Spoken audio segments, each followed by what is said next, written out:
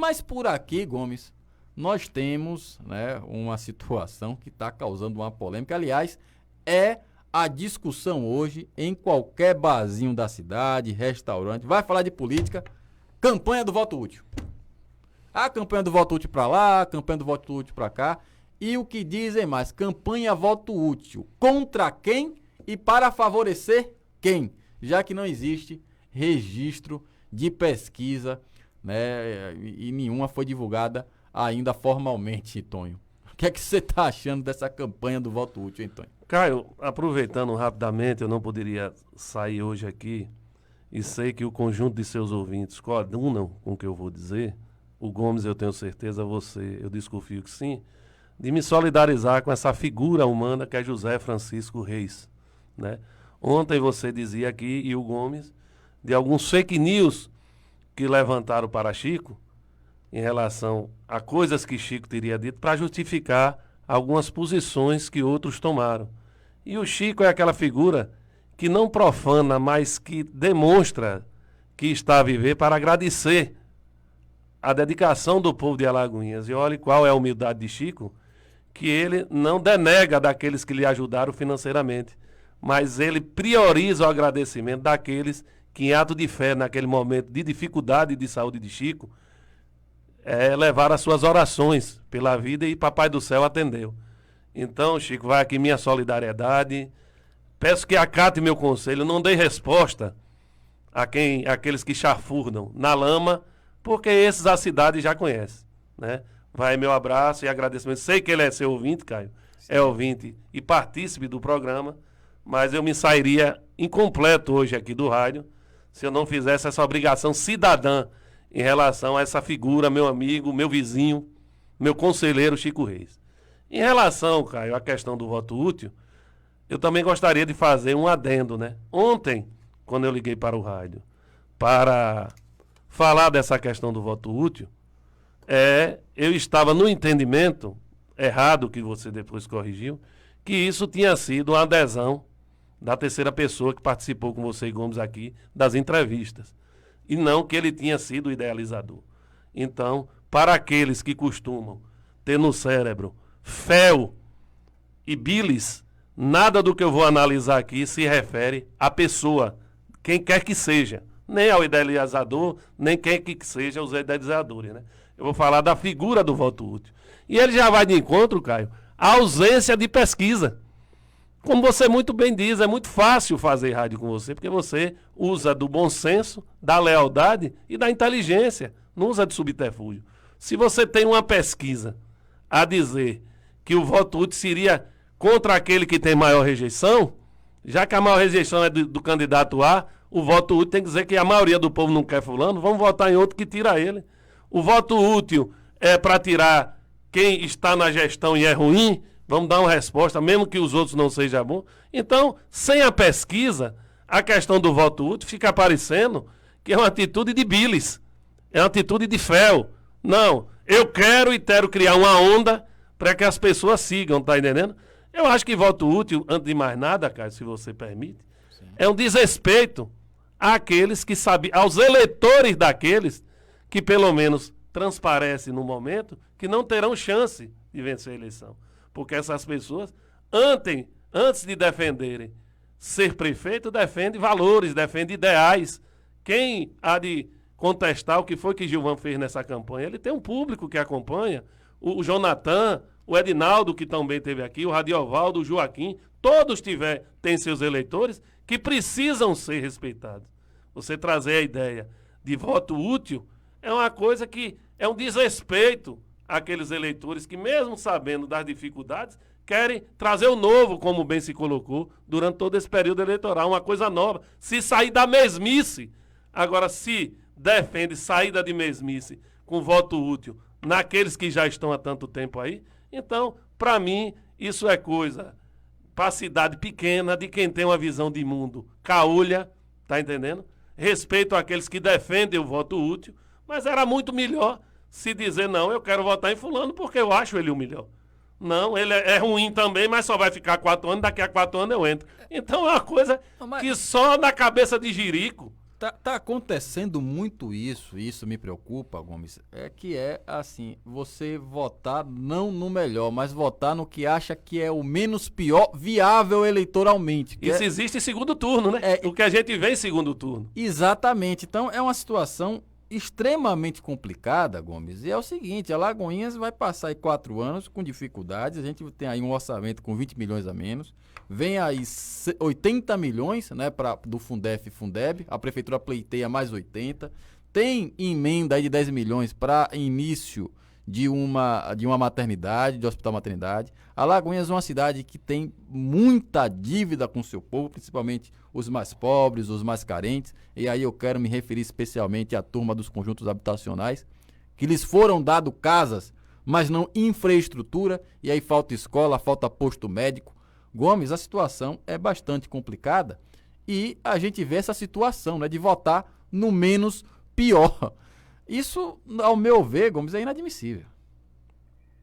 Caio, sem sombra de dúvida, o eleitorado, né, o eleitor deveria ter a opção de escolher aquele que pudesse ser o melhor, mas infelizmente a política tem se dado de tal forma que você pode observar que às vezes você tem um governo que você repudia, 8, 10, 12 anos depois ele volta e volta como a salvação da lavoura. Então como é que você vai entender alguém que não serve hoje servir amanhã? Então é preciso que se entenda bem como é que se dá isso, é preciso que se respeite principalmente a definição e a opção de cada um, porque, veja bem, eu posso discordar de A, B, C ou D, mas não posso querer impor a minha vontade. Então é interessante que num estado de democracia nós possamos perceber isso de uma forma bem clara e não tenhamos aquela questão da dicotomia do mal contra o bem. Aqui pelo YouTube tem aqui alguns comentários, o Idenilson está acompanhando a gente, o Fabrício Rocha está acompanhando, parabeniza o programa, principalmente pelas entrevistas também. Ele gostaria de adiantar que a entrevista ontem do Edinaldo Sacramento do PSTU foi a melhor na visão dele. Aliás, foi uma entrevista muito boa também, viu, Gomes? Foi uma entrevista muito rica, apesar... A gente pode até discordar ou não concordar com as ideias, mas a qualidade do candidato da entrevista, né, é o que importa. E o Edinaldo se comportou muito bem enquanto candidato, o Edinaldo Sacramento. A Rita Moreira também está acompanhando aqui. Ela manda um bom dia. Ela salienta que a melhor entrevista foi a de Radiovaldo, na visão dela. Radiovaldo também foi uma boa entrevista, viu, Gomes? Aliás, foi uma das mais extensas, inclusive. A Rita Moreira ainda fala do Antônio Barreto. Abraços aqui à professora Rita. Fui sua professora no ginásio de Alagoinhas. Ela tá Foi mesmo, professora, irmã de um irmão meu, já falecido, infelizmente, hoje, Zenóbio. E o Picolé, dando seu bom dia, boa tarde, boa noite pra gente. Um abraço a todos. Daqui a pouco a gente lê Caio, mais se você me permite, sim? Eu fazer uma análise. O que é a política em Alagoinhas? Se você pegar todos os 7 candidatos de Alagoinhas, o Gilvão, o Jonathan, o Dr. Marcos, o Radiovaldo, o Paulo César, o Joaquim e o Edinaldo, você pode pegar a vida deles, sempre foram pessoas associadas a algum movimento em prol de alguma coisa. Concorde ou não com eles. Sim. Tá entendendo?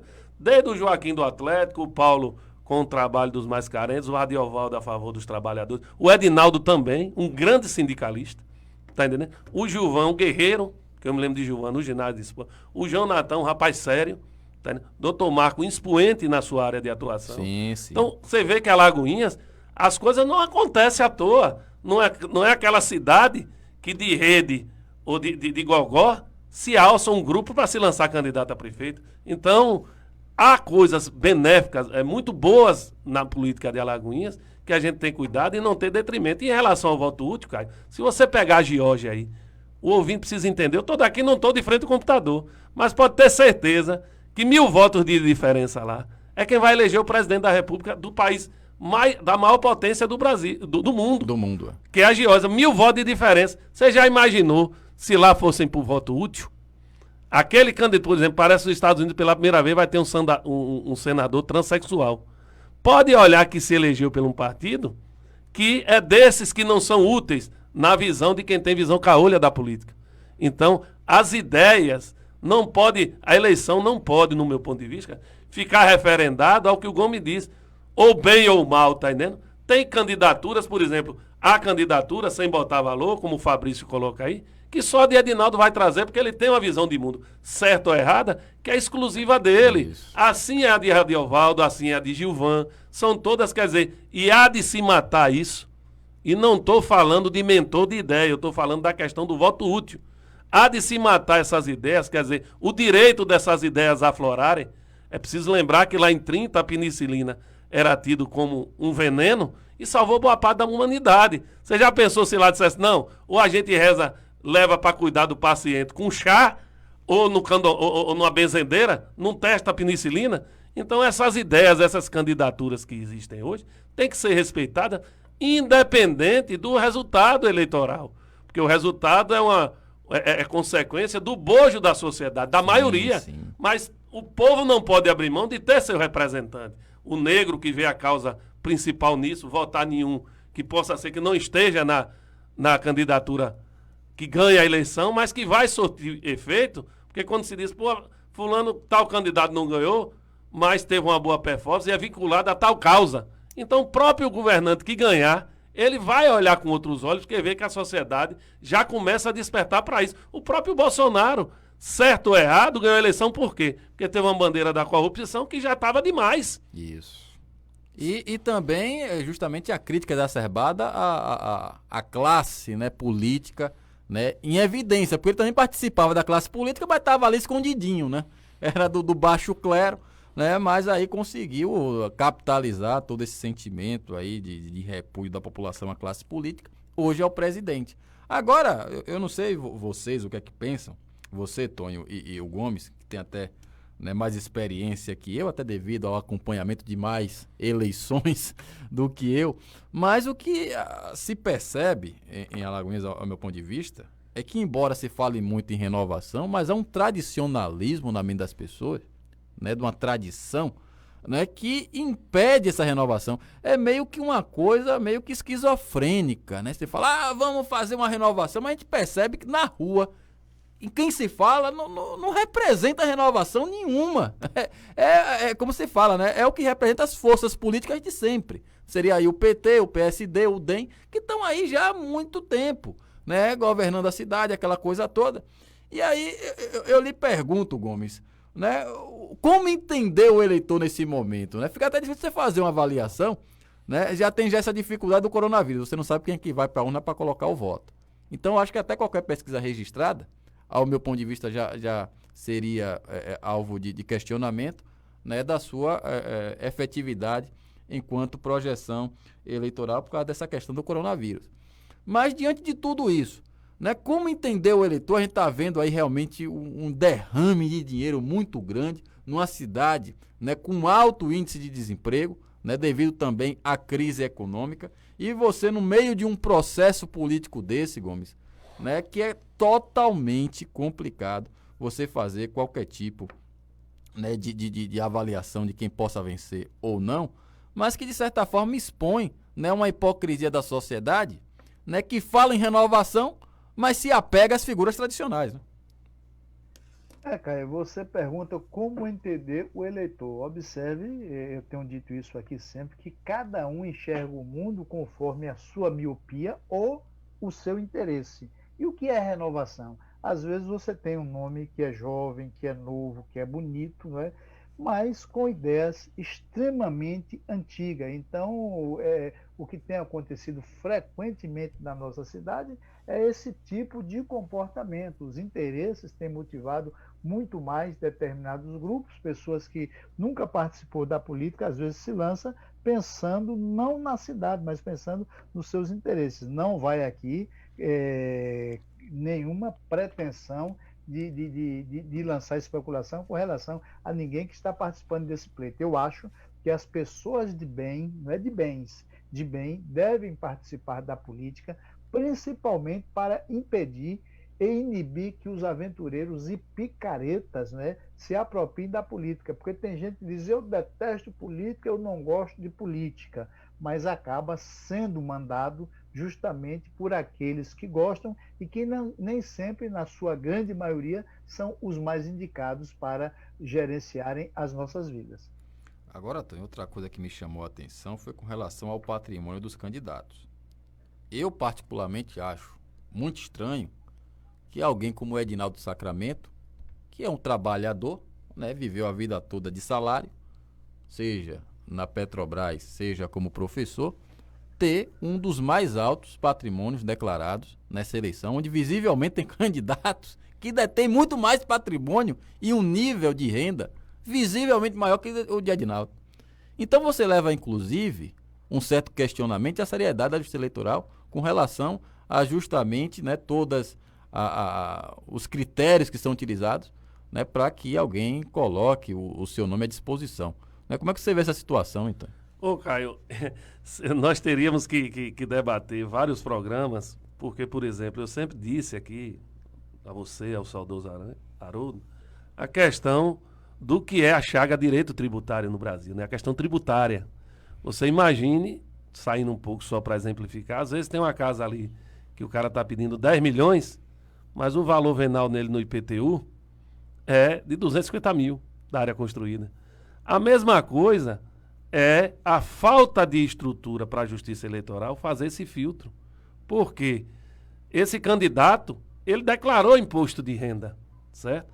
E seria muito célere você pegar o que ele ganha para ele alegar o que é que tem. A novidade em relação a Edinaldo é o que talvez tenha sido o único que mostrou a verdade. A honestidade. Tá entendendo? É. Porque quando você colocou até assim de uma forma, não, um comunista com um patrimônio desse é pouco para o rendimento que Edinaldo tem.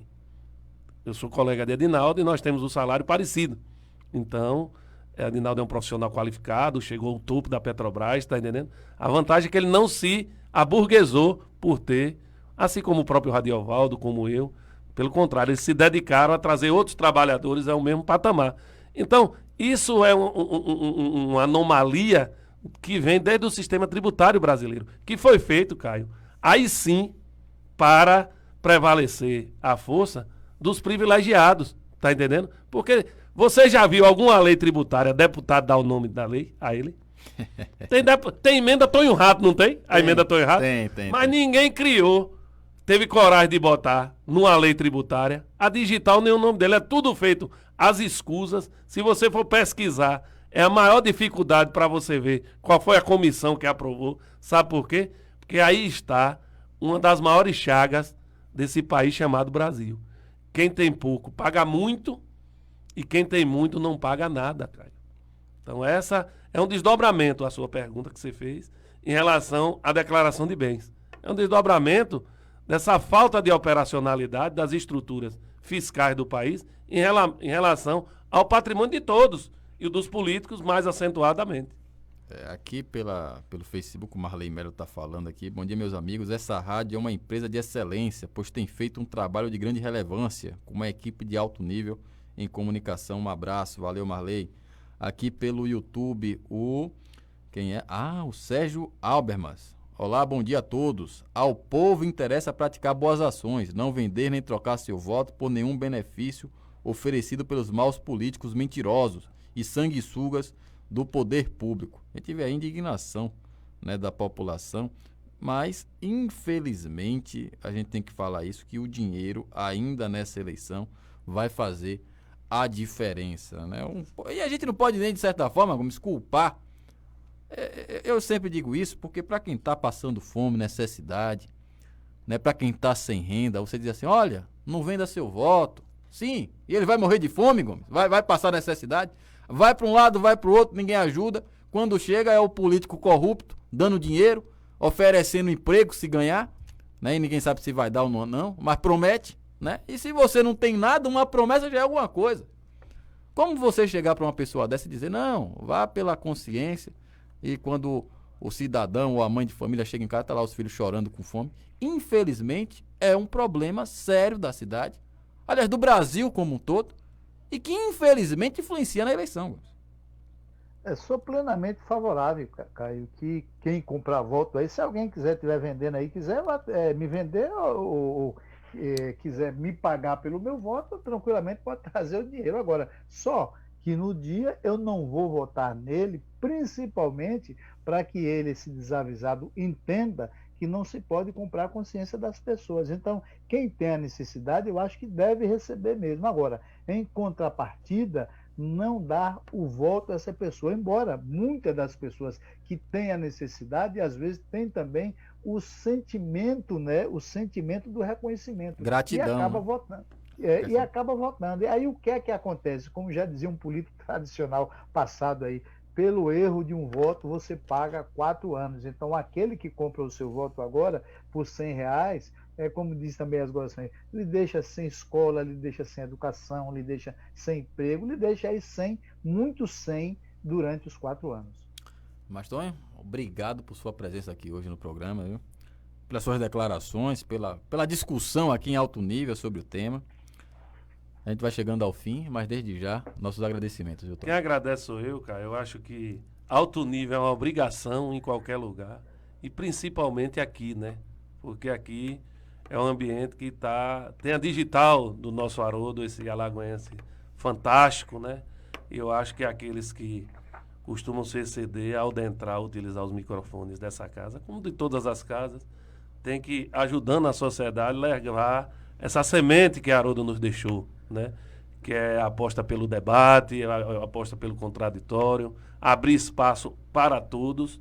E aproveitando, Caio, Sim. uma coisa que talvez tenha passado despercebido, eu acompanhando esses comentários do Facebook, o seu ouvinte também é qualificado. Eu não vi um ouvinte fazer um comentário que fosse desabonador dos candidatos que estivessem aqui sendo entrevistados. Você vê que a qualidade, ela se acompanha, né? Os craques se acompanham. Você conduz, mas o ouvinte também é qualificado. A gente tem ouvintes aí que se declaram apoiar determinadas candidaturas, mas eu fico observando. Outros candidatos viriam aqui, às vezes até eles sugeriam uma pergunta, mas nunca abaixou o nível. Então, o que me deixa muito animado, cara, nessa eleição, independente do resultado, é o comportamento do povo como um todo. O povo não aceita mais baixaria na política, nem nos meios de comunicação. Quero agradecer a Gomes. Pedir desculpa, Gomes, que acabei subtraindo os ouvintes, né? De você ter mais tempo no rádio, porque com seu espírito aí condescendente, cedeu um pouquinho para mim. E desejar um final de semana para todos, né? Se cuide, o coronavírus está aí. E que nesses 9 dias sejam de análise das candidaturas a prefeito, de vereador. E principalmente o porquê de Aves de Arribação está aderindo a determinadas candidaturas. Um bom dia e muito obrigado, Caio, e um abraço a todos. Valeu, Tonho. Gomes, vai terminando a Caio, semana por aqui, né? A semana terminando, agora é só segunda-feira. Com certeza, eu me despeço aqui com o sentimento do dever cumprido, principalmente pelo que fizemos durante esses dias, não é? Bastante exaustivos, né, Gomes? Para você, para mim, você que fez a análise dos planos de governo com mais até critério, talvez até que todos nós aqui. Aliás, foi um trabalho exaustivo, mas bastante felicitado, parabenizado pela população. Foi um trabalho realmente que nos orgulha, viu, Gomes? Então, eu carrego esse sentimento do dever cumprido e quero dizer para Tonho que, para mim, eu senti prazer, inclusive, com a participação dele, e se eu deixei de participar um pouco mais ou um pouco menos, para mim, o importante foi o aprendizado que eu adquiri no dia de hoje. E nesse quesito eu sou bom, eu procuro observar muito para aprender. Com a participação dele aí, as discussões com você, Caio, então... o programa de hoje, de certa forma, me proporcionou também um aprendizado, porque eu só sei que nada sei, preciso, a cada dia que passa, me aprimorar, e pode ter certeza, né, de que vou procurar fazer isso a minha vida inteira. E quando cometer erros, que sei que cometerei erros, né, porque sou humano e só quem não comete erros é aquele que é onisciente, onipresente e onipotente, que é o nosso Deus. Quando cometer erros, pode ter certeza que foi um erro involuntário, não foi um erro de má fé. Então, um grande abraço a todos e até a próxima segunda-feira, se assim o nosso bom Deus nos permitir, mas se cuide, cumpra todos os protocolos para evitar que esse vírus maldito possa ceifar a sua vida.